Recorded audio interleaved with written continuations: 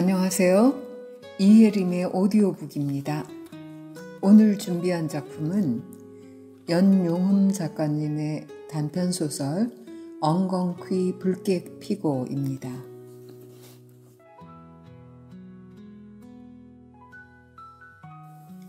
엉겅퀴 붉게 피고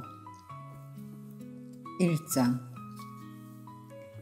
옅은 빛 속에서 조금씩 산이 보인다. 낮은 구름이 산을 지그시 누르고 있다. 깊고 얕은 골짜기의 여백이 산을 여러 섬으로 만든다. 구름바다를 건너오는 푸르스름한 빛이 잠자는 숲을 깨우고 있다. 산을 내려오면 산자락의 중간쯤 되는 빈터에 굴참나무 껍질로 지붕을 댄 너와 집이 하나 있다. 크지 않은 산채이다. 민가라고는 그뿐. 문은 없지만 사람 사는 흔적을 남기려는 듯 나지막이 돌담을 쌓아놓았다. 마당에는 큼지막한 아궁이의 흙가마가 언뜻 눈에 띈다. 죽염을 굽는 소금가마다. 가마 굴뚝에서 하늘하늘 피어오르던 연기가 지금 막 까무룩 꺼진다. 산발한 사내가 컴컴한 산길을 짚어 산마루를 내려온다. 신선한 기운을 몸에 담았다. 그는 고무래로 소금가마 아궁이에서 재를 긁어낸다. 재는 텃밭으로 가야 할 것 같다. 토방에서 기척이 난다. 그는 고개를 돌려 방문을 나오는 사람을 바라본다. 산처의 아침에 시계를 따로 볼 필요가 있을까? 새들이 주저기는 동안 조금씩 주변 사물이 또렷해지는 것으로 아침인 줄 알면 그만이다. 아침 햇발은 눈앞에 걸린 산 능선을 간지리며 자꾸만 늘어진다. 잠시 후 한 사람이 사다리를 타고 올라가 가마의 뚜껑을 연다.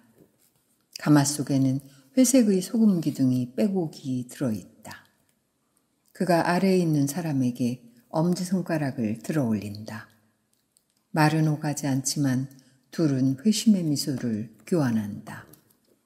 그는 허리를 들썩거리더니 곧 가마 안의 무엇인가를 집어든다. 손에 쥔 것이 반들반들 윤이 난다. 잔뜩 발기한 팔뚝만한 남자의 약물이다.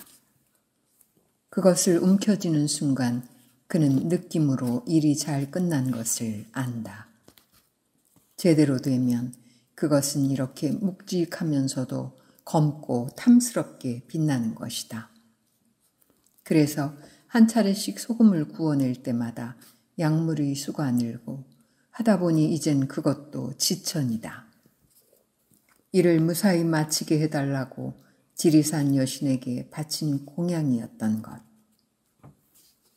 작업을 끝내고 돌담 위에 그것을 세워두면 등산객이 그냥 놔두지를 않았다.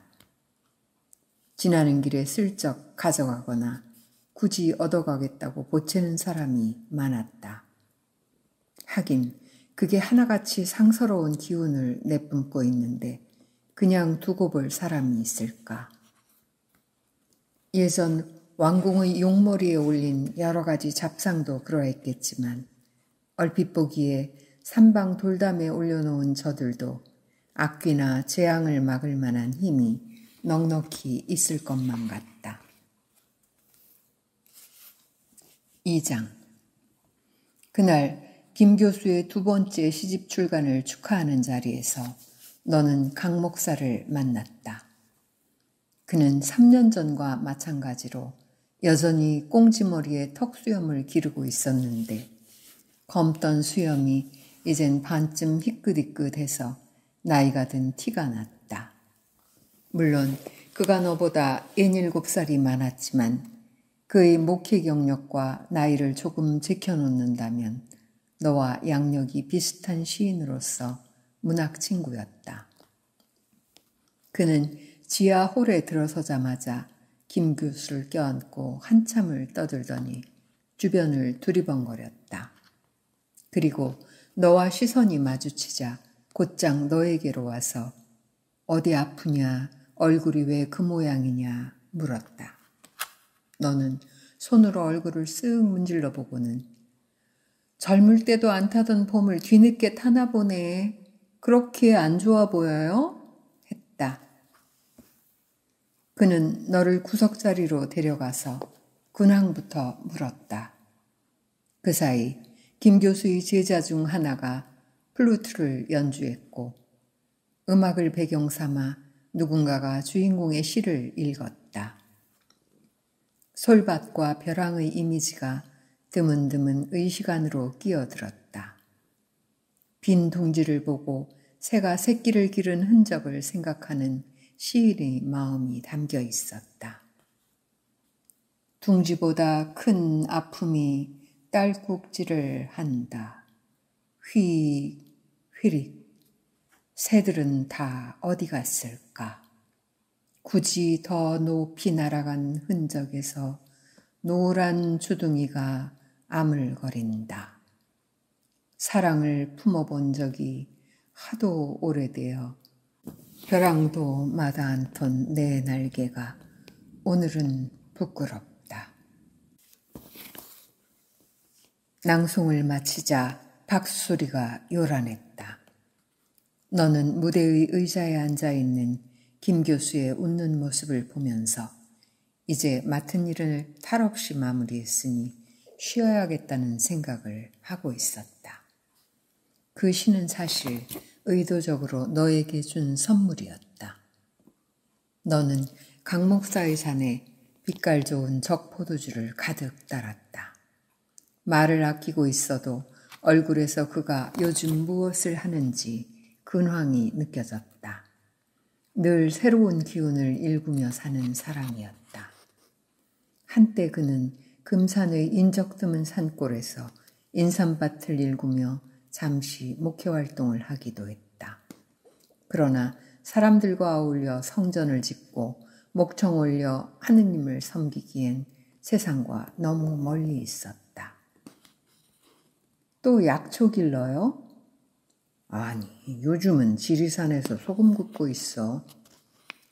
교회가 없다거나 주님과 동행할 사람이 없다고 번민하지도 않았다. 집에서 가족들과 이웃 서너시 모여 앉아 예배를 보는 일로 좋겠다. 회당이 있어야 기도가 되는 것은 아니지.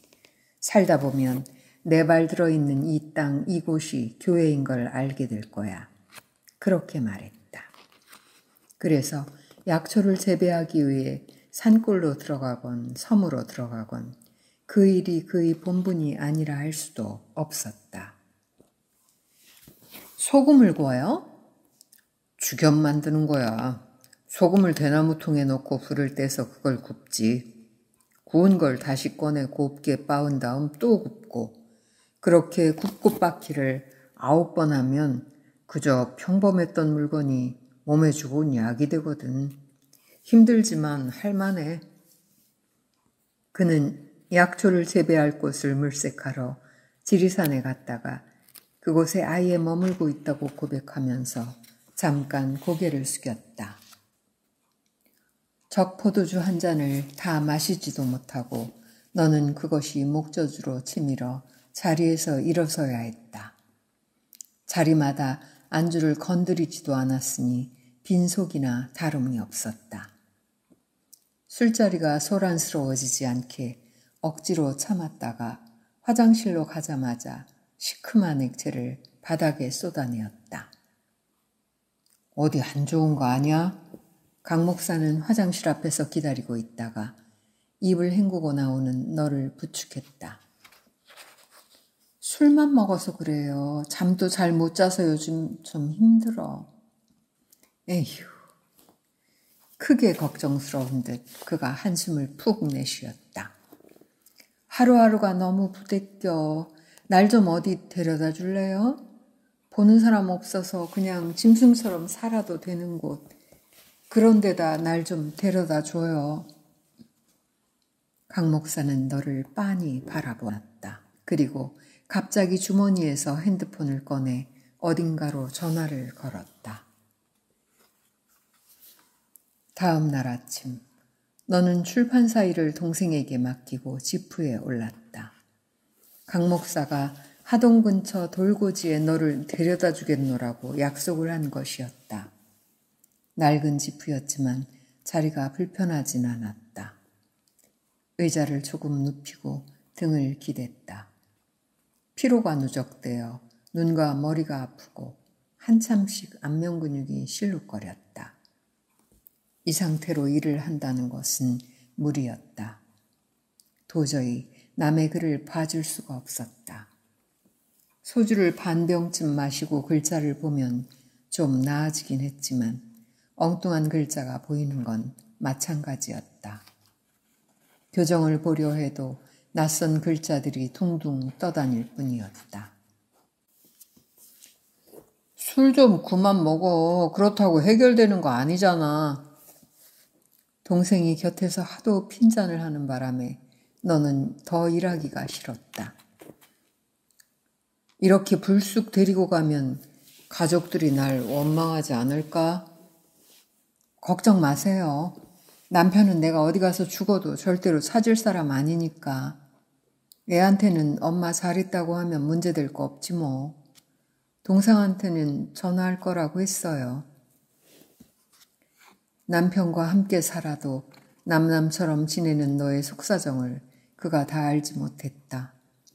그는 곧 시동을 걸었고 대전 톨게이트를 빠져나가 남쪽으로 한없이 달리는 동안 아무 말도 하지 않았다. 봄꽃이 하르르 하르르 바람에 흩어지고 나서 며칠 사이에 갑자기 세상이 달라져 버렸다. 4월은 느릿느릿 힘들게 흘러갔고 5월이 되자 하늘만 더 크게 구멍이 뚫렸다. 너희 오감으로는 봄의 향기나 생명력이 전혀 느껴지지 않았다. 잎사귀들이 파래질수록 점점 맥을 놓고 한없이 시들어가기만 할 뿐이었다. 차는 섬진강을 따라가다 하동을 거쳐 횡천면과 옥종면 사이에 있는 산자락에서 멈추었다. 드문드문 얕은 산빛 아래 펼쳐져 있던 차밭은 보이지 않고 제법 높은 산이 눈에 들어왔다. 낮은 들판에서 올라온 바람이 한 달 남짓 봄을 부추겨 야산의 진달래 철쭉을 번갈아 깨워서 그랬는지 기어이 산자락에 불이 붙었다. 하동에서 칼국수로 요기를 하고 1시간쯤 더 달렸다. 마을을 지나 가끔씩 나타났던 과수원이나 축사도 이젠 보이지 않았다. 거의 다 왔어. 그의 말이 귓전에서 웅웅거렸다. 지대가 높아 고막이 멍멍했다. 키 작은 떡갈나무가 산만하게 깔려있는 능선을 끼고 바위가 비죽비죽 머리를 내민 곳을 지나다 보니 좁은 길이 하나 나타났다. 그가 나지막한 산기슭으로 올라갔다. 떡갈나무와 잡목이 무성한 숲길을 건너서 까무룩히 먼 곳에 집이 보였다. 가까이 가보니 약간 허물어진 듯한 황토벽을 대충 틀어막고 나무 껍질을 얹어 만든 집이었다. 누추하지만 그래도 방이 셋이야. 안방은 주인이 쓰고 건넌방은 내가 쓰고 있는데 안 쓰는 방이 하나 있지. 온기를 담아본 적 없는 창고 같은 곳이긴 해도 한겨울만 아니면 살만할걸. 정말 황토가 등판에 묻어날 것 같은 이 집은 니은자 모습을 하고 있었다. 석가래가 약간 내려앉은 처마 한켠에 땔감으로 쓸 장작더미가 빼곡히 쌓여 있어 지쳐 기울어진 듯한 벽을 받쳐주고 있긴 했지만 집은 어딘지 모르게 불안스러워 보였다. 마당엔 장독도 몇 개 엎드려 있고 그 뒤로 담이랄 것도 없는 낮은 돌무더기에 붙어 커다란 오동나무가 서 있었다. 마당 끝에 주겸까마가 자리하고 있었는데 작은 원두막 크기의 가마는 황토로 만들어져 있었다. 아궁이가 있고 굴뚝이 있고 가마에 기대어 놓은 자그마한 사다리도 있었다. 고생했어. 먼 길 오느라고. 집처럼 편하게 지내. 방을 안내하며 그가 수건을 하나 갖다 주었다. 삼방 주인은 점심때가 되어 나타났다. 머리는 텁스룩했으나 선악이 그지없는 얼굴이었다. 그는 눈으로 인사만 하고 부엌으로 들어가 점심을 준비했다. 잠시 후 김치에 된장국과 고추장과 상추가 놓여있는 조그만 밥상이 나왔다. 수저가 4벌. 누가 또 있을까 생각하는 사이 강 목사가 잠깐 기도를 했고 이어 웬 30대 초반의 젊은이가 방으로 들어왔다. 그는 둘러앉은 이들에게 묵례를 하고는 한쪽 모서리에 조용히 앉았다. 인사하지. 너는 청년의 인사를 받으며 고개를 약간 숙였지만 그에게도 눈길을 제대로 던지지 못했다. 거기선 아무도 상대방에 대해 자세히 묻지 않았다. 이따금씩 수저가 그릇에 닿는 소리가 멋쩍게 들렸고 침묵을 깨며 띄엄띄엄 오가는 말로 그가 최라는 성을 가진 남자라는 것을 알았다.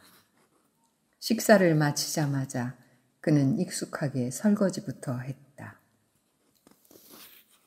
창고 같은 구석방 냉골에서 너는 밤을 맞이했다. 지척을 분간하려고 더듬거리다 벽에 삐져나온 수숫대를 무심코 잡아 빼었더니 흙이 우르르 쏟아져 내렸다. 창고를 쓰려고 얼치기로 만든 구석방이라 전기를 끌어다 놓지도 않았다. 촛불이라도 켜야 했지만 너는 숨을 고른 후에도 넉나간 짐승처럼 그냥 어둠 속에 앉아 있었다. 강 목사가 가져다 준 낡은 담요와 싸구려 이불은 눅눅했고 곰팡내가 났다. 이 정도면 목숨 부지하기에 지장 없을성 싶었다. 너는 바람과 냉기를 피할 수 있는 곳이라면 어디든 상관하고 싶지 않았다. 깔고 덮는 게 시원찮으면 내일 장에 가서 새 것 사다 줄까? 이 정도면 넉넉해요. 여기서 오래 살 것도 아닌데 뭐. 강 목사는 불편한 것이 없나 잠깐 살펴주고는 바로 자기 방으로 돌아갔다. 밤이 깊어지자 들창 너머로 이름 모를 새가 울었다. 새소리는 멀리 있다가 점점 가까이 다가와 가슴을 후볐다. 무릎팍을 세우고 웅크리고 앉아 담요로 등을 덮었다. 여기서도 잠을 자긴 글러버린 것 같았다. 어쩌면 봄날이 이렇게 뼛속까지 춥단 말인가. 약초를 기르기 좋을 만큼 서늘한 곳이라 추위를 각오했지만 이렇게 심할 줄은 정말 몰랐다. 이런 상태로 산처의 밤을 버티기는 쉽지 않았다. 너는 이를 악물고 끙끙대다 일어섰다. 발끝을 세워 옆방으로 살금살금 들어갔다. 얕게 코를 고는 소리가 났다. 초저녁에 불을 조금 넣은 터라 그 방엔 온기가 감돌았다. 하룻밤 추위도 견디지 못한 것이 이런 곳에 눌러있겠다고 왔으니 부끄러웠다. 그냥 돌아갈까 하다가 잠시 서 있었다. 어둠이 익숙해진 눈에 강 목사가 누워있는 곳이 보였다. 너는 그의 곁으로 가서 이불 속으로 다리를 슬쩍 집어넣고 누웠다. 그는 무심코 돌아눕는 것처럼 조용히 곁을 내주었다. 염치 없이 남의 방에 침입한 불편함은 곧 가라앉고 너의 코끝에 서서히 온기가 맴돌기 시작했다.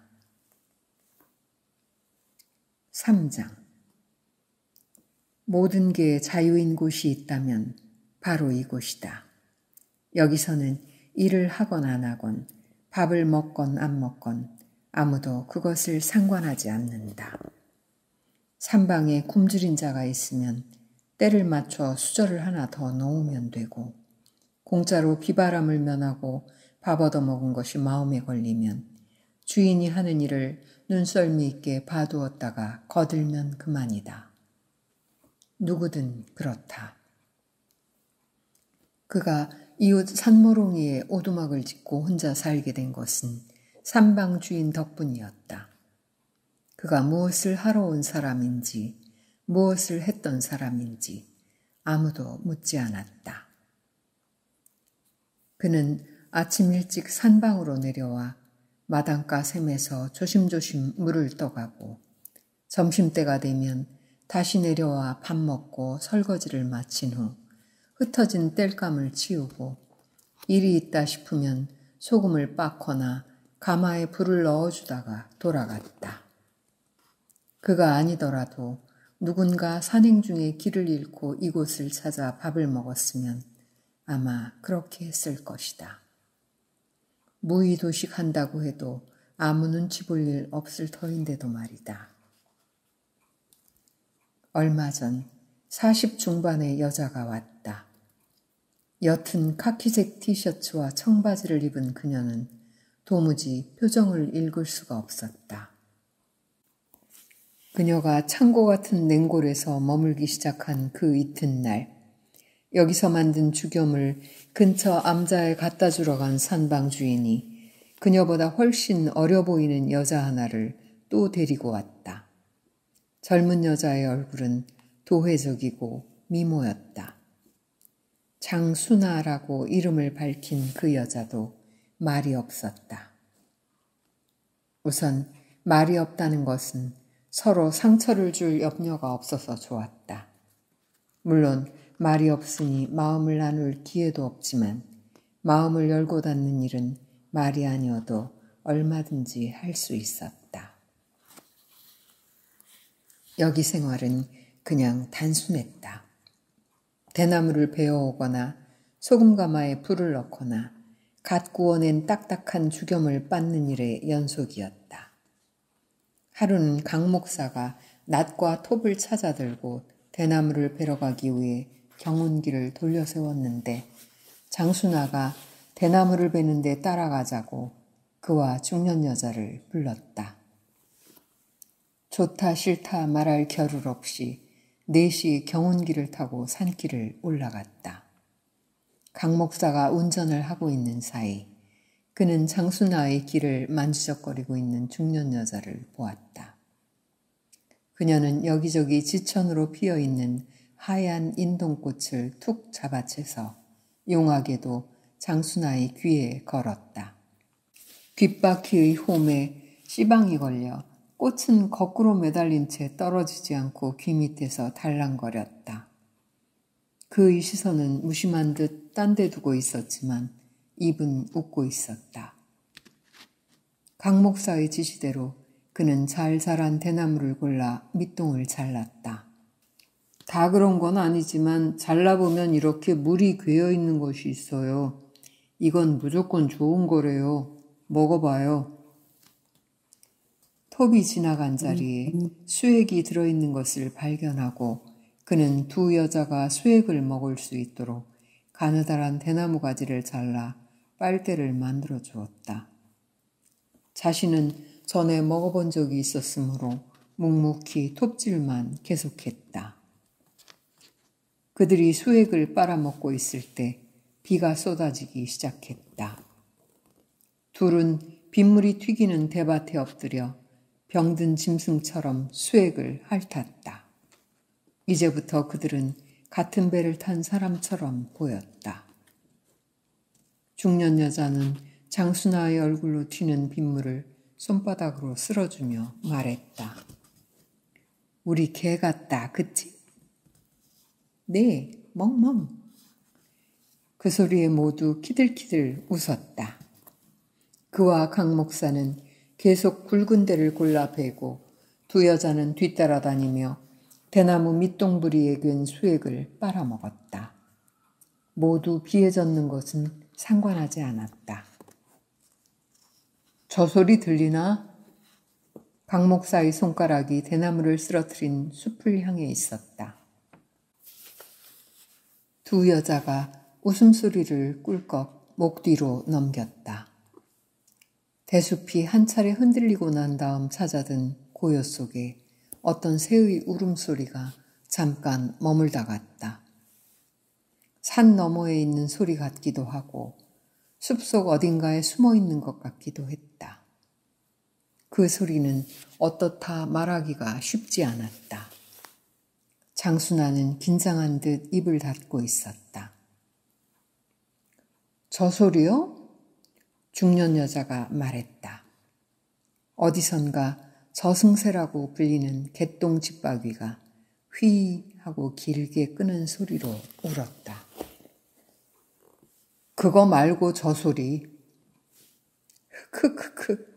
슬피 우는 것 같은데요?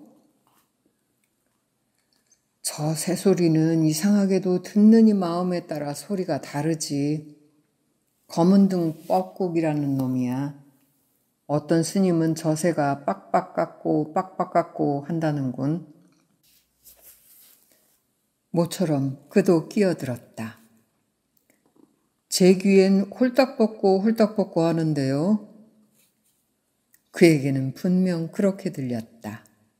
홀딱 벗고. 무엇을 건드렸는지 장순아의 웃음보가 또 터졌다. 이번에는 그도 입을 벌려 웃었다. 홀딱 벗고 중년 여자는 무엇에 홀린 듯 그 말을 자꾸만 입에 물고 있었다. 비를 흠씬 맞으며 대나무를 베어 산길을 내려오는 길에 장순아의 웃음보는 끝내 눈물로 바뀌고 말았다. 강 목사는 여전히 운전에 열중하고 있었고 그는 무심하게 경운기 뒤쪽만 바라보았다. 어느새 중년 여자의 목소리가 방금 귀에 담은 휘 저승새의 소리를 닮아가고 있었다. 4장. 장순아는 한밤중에도 기침을 심하게 했다. 너를 불편하게 하는 것이 미안한지 삼방주인을 강 목사가 있는 곳으로 내몰고 안방으로 잠자리를 옮겼다. 매일 아침 산기슭에서 운동을 하고 내려오는 두 남자는 나이에 비해 몸이 가벼웠다. 절을 해봐요. 부처님에게 해도 좋고 하느님에게 해도 좋고 부모님에게 해도 좋아요. 그냥 마음 든 사람에게로 해요. 사랑하는 이에게 하면 더 좋겠지요. 단전에 숨을 가다듬고 공경하는 마음을 심어 제대로 하는 절은 기를 올려줘요. 말하자면 내공이 쌓이는 거지. 몸에는 아마 이보다 어떤 약도 좋을 순 없을 거요. 벽을 향해 절을 하면서 너는 가족을 생각했다. 남편은 회사 일에 바빴고 늘 취해서 돌아왔다. 가끔은 취한 채로 너에게 몸을 요구했다. 거절당한 남편은 애들에게 화를 내곤 했는데 그 부당함을 보고 큰 애들이라 아버지를 똑바로 바라보고 이야기하는 적이 드물었다. 너도 마찬가지였다. 딸은 네가 출판사 일을 하느라 밤낮 컴퓨터에 매달려 있고 고3 내내 제대로 챙겨주지 못했어도 마지노릇을 제대로 했다. 틈만 나면 1살 어린 동생을 살피고 어미 대신 살림을 맡는 일이 많았다. 딸은 오랫동안 너의 대화 친구이기도 했다. 그런 딸을 생각하면 절을 해도 손발이 싸늘해지는 것 같았다. 긴 여행을 떠났다가 곧 돌아올 애처럼 느껴지다가도 그 애의 부재가 끔찍하게 가슴을 찔렀다. 시를 쓰는 일도 전혀 위로가 되지 못했다. 잠은 잘 자? 강 목사는 잘 나온 대나무를 한 마디씩 잘라 소금가루를 다져 넣고 황토로 끝을 막았다. 그냥 자요. 너는 그와 함께 하루 종일 소금 넣는 일만 했다. 그는 라디오의 일기예보를 살펴서 작업을 서둘렀다. 대나무 통에 소금을 다져 넣었으니 또 불을 지필 것이다.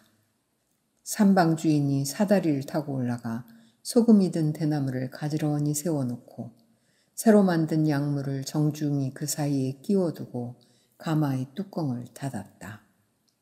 이제부터 아궁이 불을 꺼트리지 않고 장작불을 정성껏 잘 지켜야 했다. 강 목사가 장작에 불을 붙였다. 불을 머금은 아궁이에서 공기를 빨아들이는 소리가 힘차게 들렸다. 그는 이렇게 소금을 굽는 것이 천상 행자의 수행이라 했다. 삼방주인은 불을 살펴보라며 아궁이 앞에 너와 장순아를 앉혔다.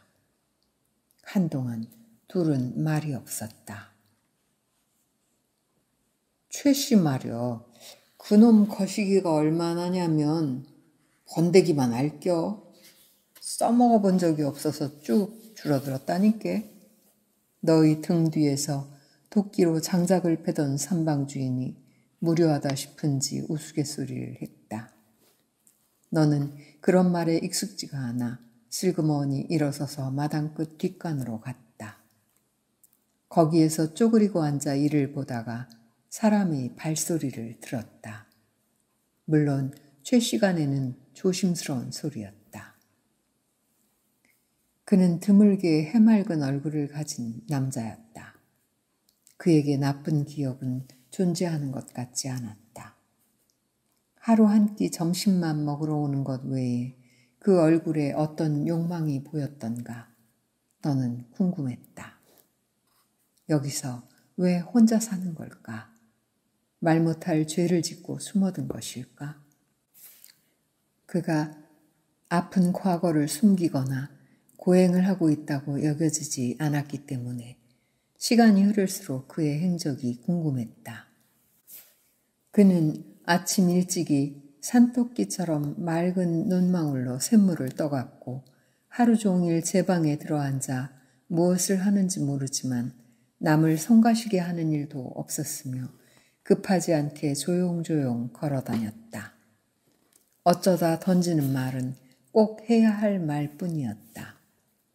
늘 검은 바지에 약간 두툼한 잿빛 와이셔츠를 입었는데 때가 끼었다 싶으면 빨아널고 마를 때까지 잠깐 맨살로 다니거나 그냥 마르지 않은 옷을 입기도 했다. 너는 뒷간의 엉성한 판자 틈새로 가까이 스쳐 지나가는 그의 팔을 보았다. 그러자 갑자기 그의 뽀얀 살이 만지고 싶어졌다. 옷이 그것밖에 없어요? 최 씨가 나타나자 장순아가 말했다. 아니요, 또 있긴 하지만 그 말은 자신이 없다는 뜻이었다. 제게 헐렁한 운동복이 있는데 입을래요? 젊은 여자답게 장순아는 의사 표현을 뚜렷이 했다. 아니, 괜찮습니다. 말은 그래도 그가 괜찮아 보이지 않았다. 줄 때 받아요. 그거 입을 때 입은 옷은 빨아도 되겠네. 뒷간에서 나온 너는 장순아를 도와 기어이 한마디 거들었다. 그녀는 얼른 그를 끌고 방으로 들어가 회색 운동복을 입혔다. 훤하네. 너는 수줍어하는 그를 보고 괜히 장난기가 발동했다. 해가 진 후 장순아를 아궁이 앞에 남겨두고 슬그머니 오솔길을 올라갔다. 한 10분 어둠이 깔린 솔숲을 지나니 엉성하기 짝이 없는 오두막이 나타났다. 소금가마를 댕강 잘라 짚을 올려놓은 것처럼 어쩌면 저럴까 싶을 정도로 작은 집이었다. 인기척을 느낀 그가 쪽문을 비집고 고개를 내밀다가 멈칫했다. 첩첩산중에 혼자 사는 사람이 뭘 놀래고 그래요. 무슨 일로? 그냥 와봤어요. 궁금해서. 미소년처럼 생긴 30 초반의 남자가 내 앞에 수줍게 섰다. 들어가자고 안 해요? 그는 고개를 흔들었다. 무덤만한 곳이라 둘이는 못 들어가요. 한 사람만 잘 수 있는 토굴이에요. 어떻게 그렇게 살아요? 괜찮아요. 있을 만한데요, 뭐. 그런데 시인이세요? 누가 그래요? 목사님이 창고방을 치워달라면서 유명한 시인이 올 거라 그랬어요. 작년엔 제가 그 방에 있었는데 요즘에는 창틈으로 엉겅퀴 꽃이 보이겠네요. 참으로 엉뚱한 말도 할 줄 아는 사람이었다. 정말 그랬다. 너는 요즘 아침마다 역광으로 찾아드는 화사하고 붉은 꽃떨기를 보곤 했다. 6월의 햇살이 눈부시게 뿌려진 꽃 위에 꽃등에나 벌들이 잉잉대는 것을 지켜보고 있노라면 아침 시간이 뭉텅뭉텅 날아가곤 했다. 그가 그런 것을 먼저 알았다니 얼마나 기특한 일인가. 제겐 필요 없는 물건이에요. 그가 안으로 들어가 무엇인가를 꺼내왔다. 그가 너의 손바닥 위에 얹은 것은 만년필이었다. 고맙다는 말은 하지 않았고 잠시 후 너는 어린애처럼 너에게 건너온 하얀 손을 놓지 않고 만지작거렸다. 이상하지? 왜 이 손이 만지고 싶었을까? 한번 안아봐도 돼요? 대답을 듣기도 전에 너는 그의 손을 놓고 조용히 그를 끌어안았다. 5장. 장순아가 너희 손바닥에 제 침으로 갠 소금가루를 발랐다. 소금을 깨트리는 일은 쉬운 일이 아니었다. 망치질을 할 때마다 손목이 처지면서 함지박에 부딪혀 멍이 들었다. 장순아는 언제나 하는 둥 마는 둥 일을 하면서도 끼어들기를 잘했다. 그녀는 눈치가 빨랐다. 너의 손바닥은 처음엔 벌겋게 붓고 다음엔 물집이 생겼고 그 다음엔 사정없이 터졌다. 터지지 못한 곳은 굳은 살이 되어갔다. 그만 쉬었다 해요. 그녀가 망치를 빼앗으려 해도 너는 들은 척도 하지 않았다. 강 목사나 산방 주인이 알아챌 수 없도록 통증을 참으면서 계속 작업에만 몰두했다. 그래야 아무 생각이 나지 않았다. 통증은 다른 생각을 끌어들이지 못하게 했다. 하느님은 롯에게 소돔이 곧 유황불로 멸망하게 될 것이라는 것을 미리 알려주셨지.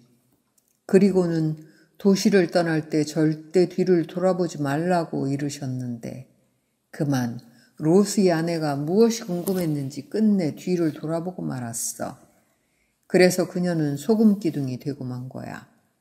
돌아보지 말라고 하신 뜻을 받들어 순종해야 했던 것이네. 강 목사는 소금을 빻으면서 성서 이야기를 했다. 그의 말을 듣는 동안 산방주인의 손에 쥐어져 있던 굵직한 소금 기둥은 쇠망치에 의해 부서져서 공깃돌처럼 작은 크기가 되었다. 너는 그것을 더 잘게 부수는 일을 했다. 함지박 속 편편한 돌에 그것을 올려놓고 망치로 두들겼다. 보통은 사흘 안에 곱게 가루를 내어 대통 속에 넣고 다시 불을 지폈다. 지난 일을 생각하면 머리가 텅 비어버리는 것 같았다. 몇 번이나 까무러쳤을까. 눈을 뜨고 있으면 눈물이 흘렀고 정신이 들면 칼날을 문 것처럼 날이 섰다. 거울 속의 너는 하루에도 몇 번씩 소나기에 들고 있는 물건을 내동댕이 쳤다. 아들은 말을 잃었고 남편은 아예 들어오지 않았다. 기억을 부숴버려야 한다. 소금 기둥이 되지 않으려면 과거를 뭉개버려야 한다. 너는 손이 망가지도록 계속 일을 했다.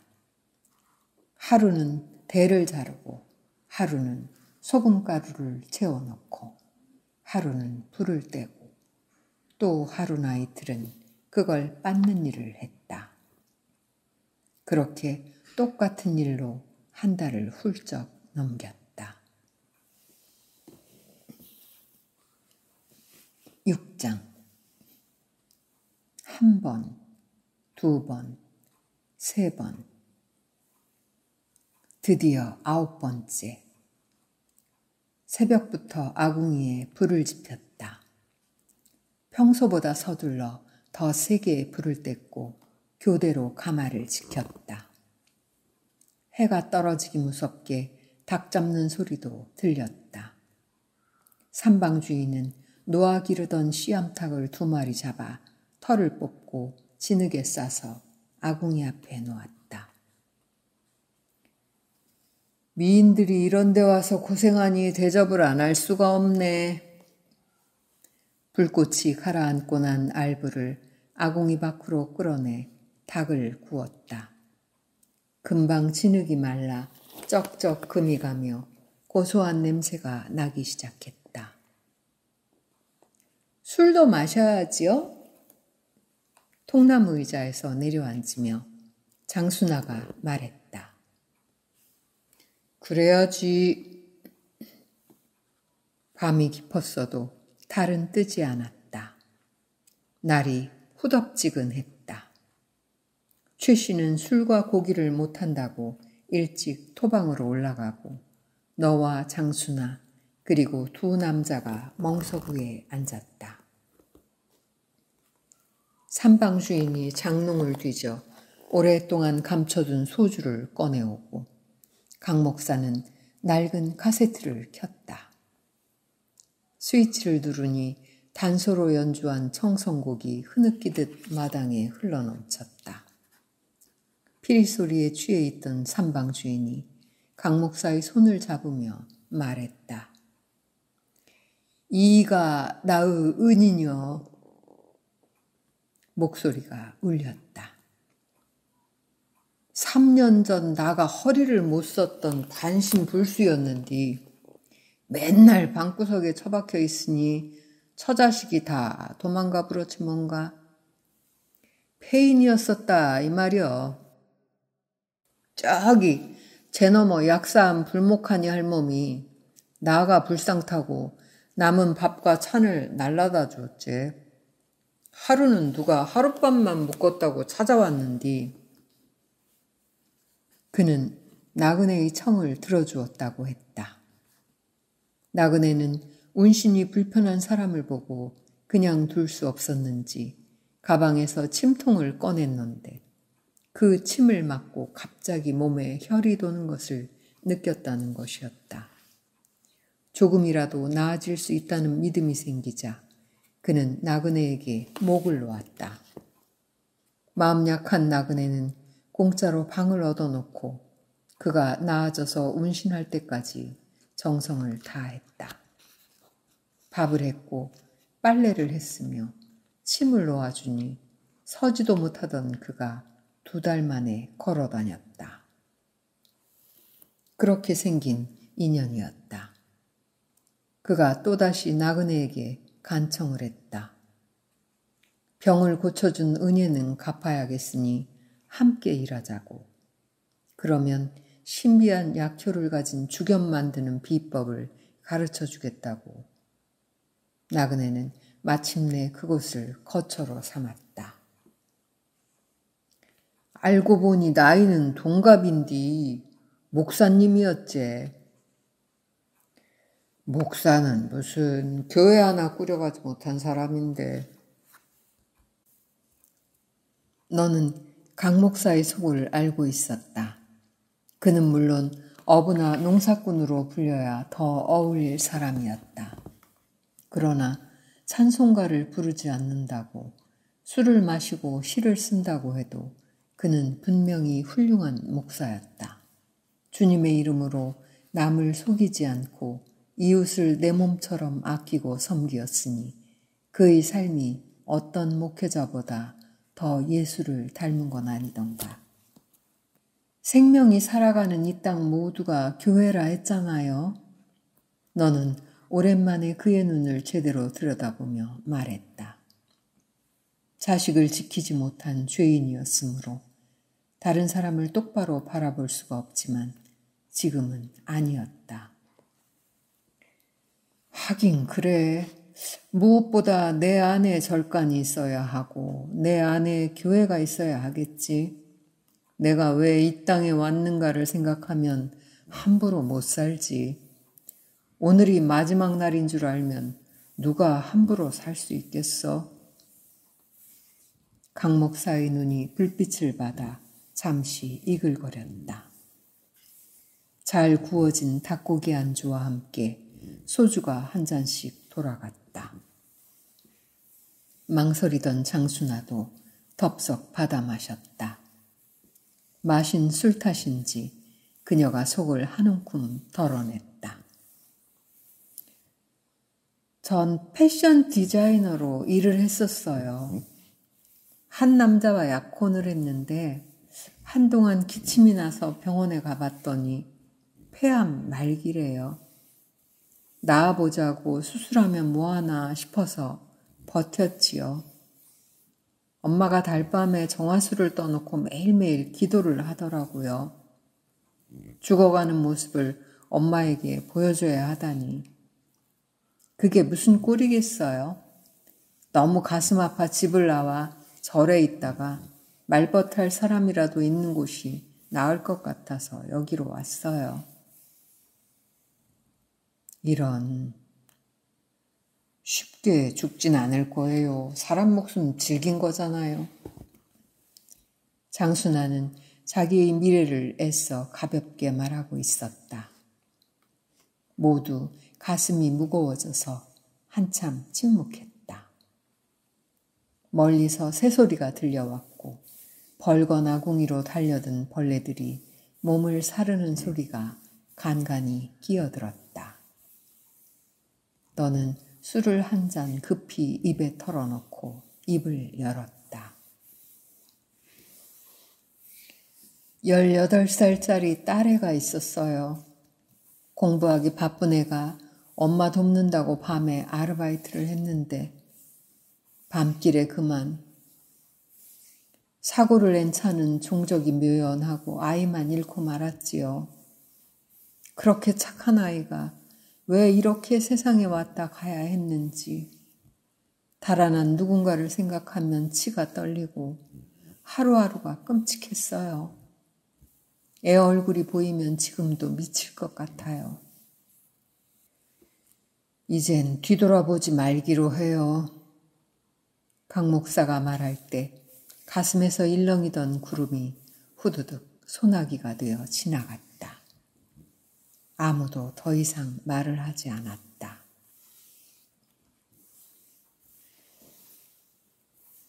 7장. 아침이었다. 간밤에 내린 비가 가마에 불을 끌 정도는 아니었으므로 무사히 마지막 일을 마쳤다. 불길이 다 사그라진 것을 확인하고 삼방주인은 가마를 열었다. 그는 맨 먼저 소금 기둥 가운데 올려놓은 약물을 꺼내 강 목사에게 건네면서 미소를 지었다. 그때 느닷없이 웬 노파와 등산복 차림의 젊은 남녀가 들이닥쳤다. 여기에 이런 내미는 사진을 받아들고 강 목사는 삼방 주인을 올려다보았다. 거기에는 낯익은 얼굴이 웃고 있었다. 그는 솔직하게 말하는 것이 누구에게 유리한 것인지 몰라 잠깐 곤혹스러워했다. 그 순간 손에 들고 있던 물건 하나가 툭 떨어졌다. 그것은 둔탁한 소리를 내며 깨져 여러 조각으로 흩어져 버렸다. 강 목사가 어두운 얼굴로 말했다.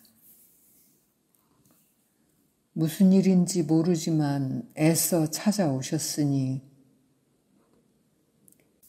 강 목사가 일러주는 대로 그들은 솔숲 언덕 너머 오두막을 찾아갔다.